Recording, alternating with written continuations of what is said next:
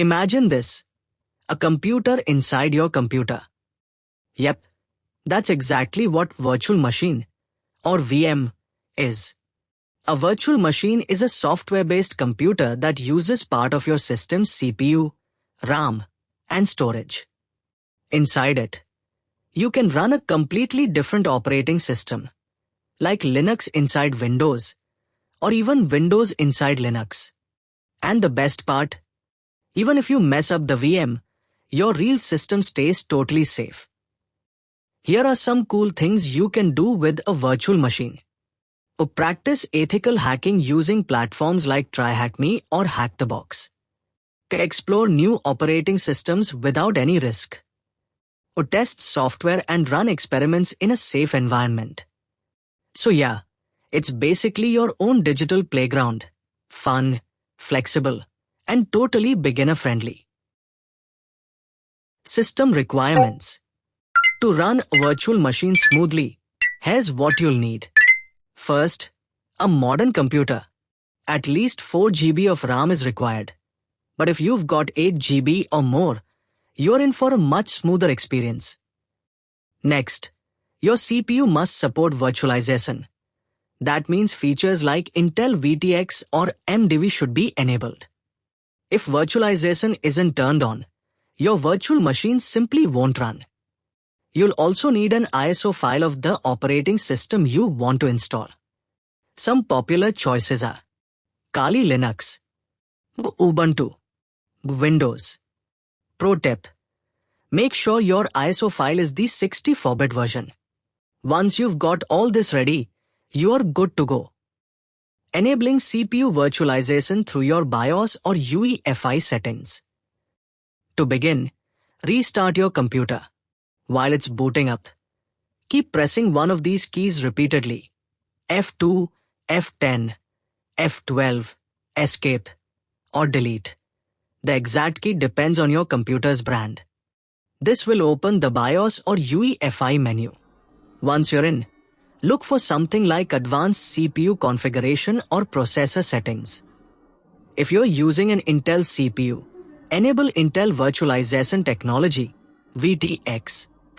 If you've got an AMD CPU, turn on SVM mode or MDV.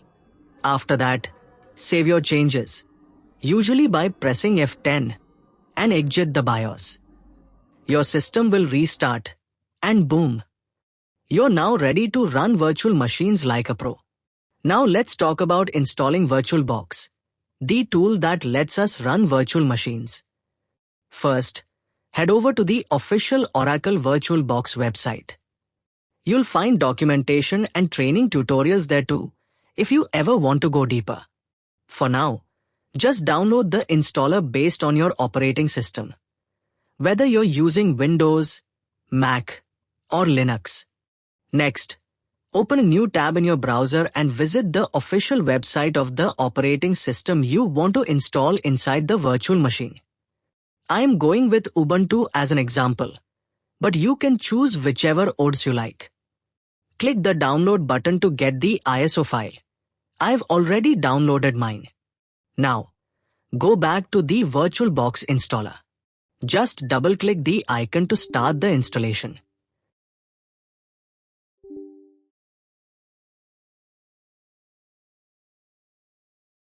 Click Next, then I accept, then Next again. You can change the installation location if you want, or just leave it as is. Then click Install, and finally, Finish. Installing the extension pack. After installing VirtualBox, don't forget the extension pack. It unlocks cool features like USB support and webcam access. Just head to the official VirtualBox site and download the pack. Now, open the VirtualBox application. In the menu, click on File, then go to Tools, and select Extensions.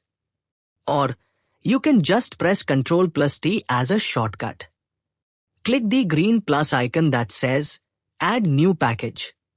Now, find the file you just downloaded, select it, and follow the prompts to install.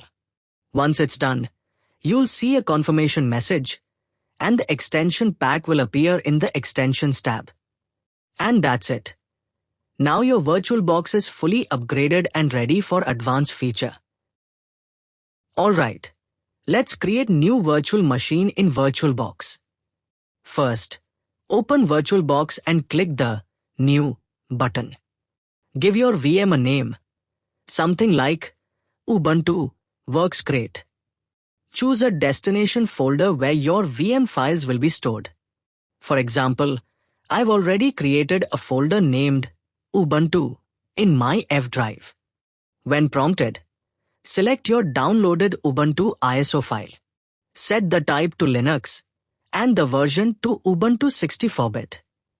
Next, set your username and password. This will be used during the OS installation. Make sure to tick the box for Install Guest Additions. This helps your VM run smoothly and enables features like drag-and-drop, full screen mode, and shared clipboard. Now let's allocate some resources. Memory, RAM minimum 2 GB, but 4 GB is recommended if your system allows it. Processor speed, at least 2 GHz is recommended. In this example, we are using 4 GHz. Storage size, minimum 10 GB, but 30 GB is ideal for smoother performance. Once all your settings are in place, click Create or Start, and the OS installation process will begin. That's it. Your virtual machine is now on its way to becoming a fully functional system. When your system boots up, choose Try or Install Ubuntu. The installation usually takes about half an hour, so just relax while it completes. Once Ubuntu is installed, you might want to adjust your display settings. Simply right-click on the desktop. Select Display Settings. Make any changes you need, then click Apply and Keep Changes. Next, restart your system.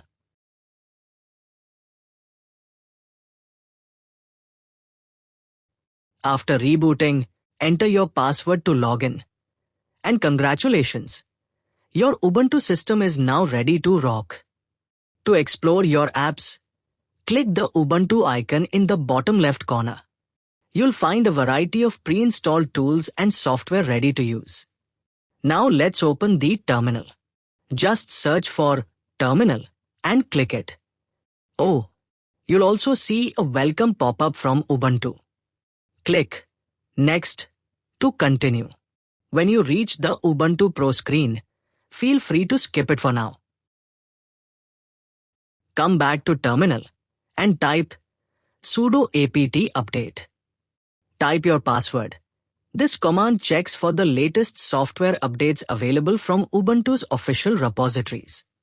Sudo gives you administrator privileges, allowing you to make system-level changes. apt is Ubuntu's package manager. It handles installing and updating software. And update tells it to refresh the list of available packages. Once that's done, type this next command, sudo apt upgrade. This one actually installs the latest versions of the packages that were found during the update. Think of it like this. Update checks what's new, and upgrade applies those updates to your system. Thanks for watching. Don't forget to like, subscribe, and share with friends.